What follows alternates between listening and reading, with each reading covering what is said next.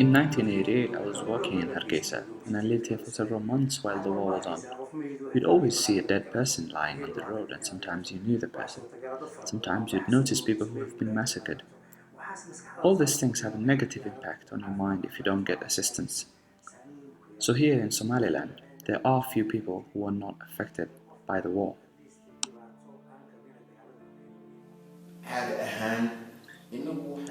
Normally, we have always been known from the system that was brought to us during colonialism to confine anyone who wants healthcare in a hospital.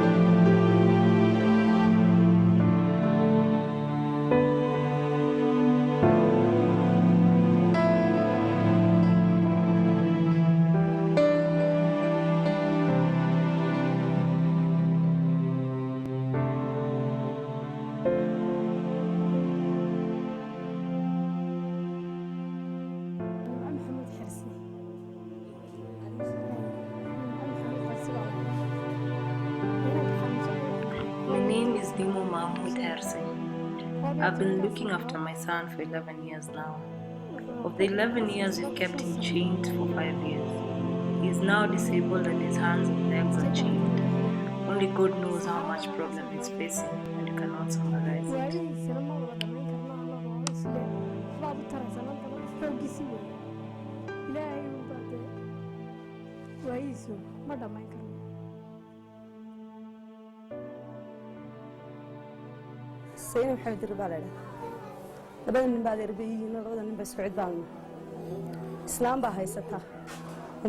The two ill men are my uncles.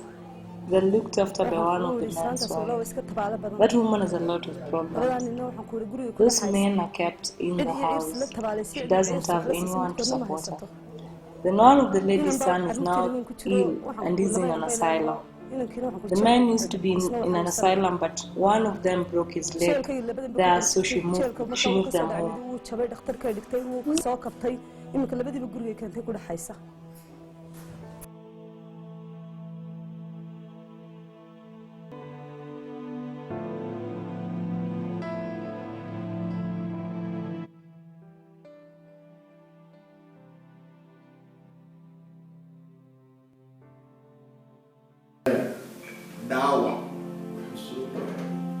The physical wounds of the war affected only a few people,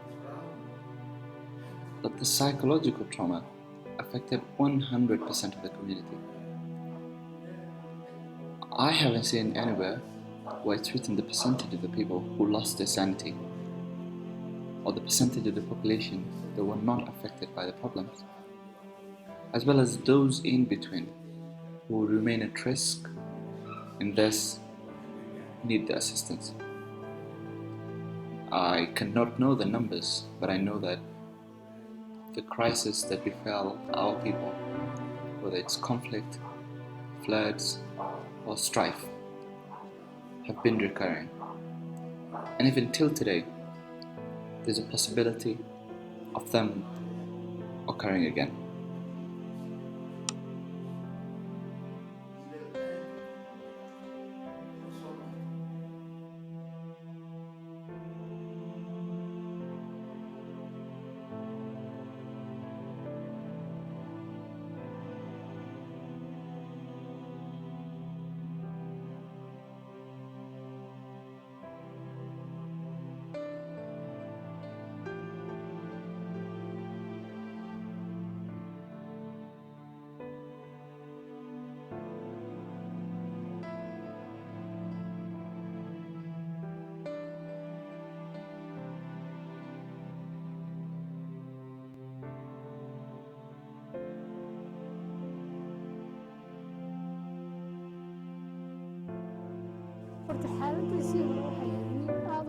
He was a happy man who was working hard and earning. Then one day he picked up a machete and started attacking people.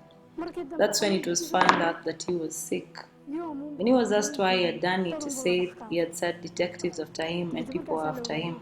So it started with anxiety, and after that he didn't have anyone to take him to the hospital or a religious center we were not able to. And so now all he has seen is a decline and no addition to his mental health. He remains chained, but God willing, he will recover.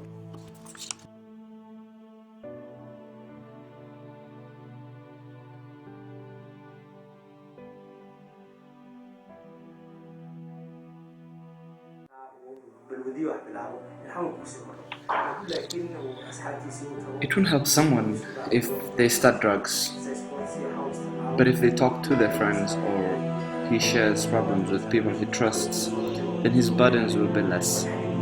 Sometimes other people, like traditional healers for example, also don't understand the problem. If they don't understand the problems, they could end up misleading the person, by telling them you're possessed, and so the person cannot be healed. So whether it's a religious scholar or a traditional doctor, if they don't understand the situation, then there's a risk of them actually misleading the person more. So what we need today is for people who work in healthcare to understand the issue, teachers to understand it, and even the families need to understand, whether it's through programs on television and radio highlighting this issue. They need to be able to witness the signs, such as someone who can't make a decision or someone who's very anxious and in fear every time. When someone has problems, then his mind is at no peace. If there's war, we all share in the problem. But if your mind is at no peace, then it doesn't get worse. That is why you see people committing suicide. We need the population to be sensitized. We are a country that is coming out of war, and so if these problems are not solved, we see problems in the society. That's why you see somebody who feels better and sees that death is better than life. You see the trust in the community eroding, and so whenever there's a problem, you see so many divisions. People get divided along ethnic lines, and so this shows you that the trust and belief in each other is long gone. On my own, for example, if I task myself with trying to change something about the situation, I can do so much. Yes, I can take a bucket and start removing the water, but then another wave will come, and another one. The intervention should run parallel to development. We should not forget the people who need the intervention. Again, let's say a disaster strikes. The first thing you provide is essential basic needs. If you don't give them the basics, whatever mental health intervention you attempt will not work. So development has to be a component. Anything that God wills will succeed. Everything is tied to Him.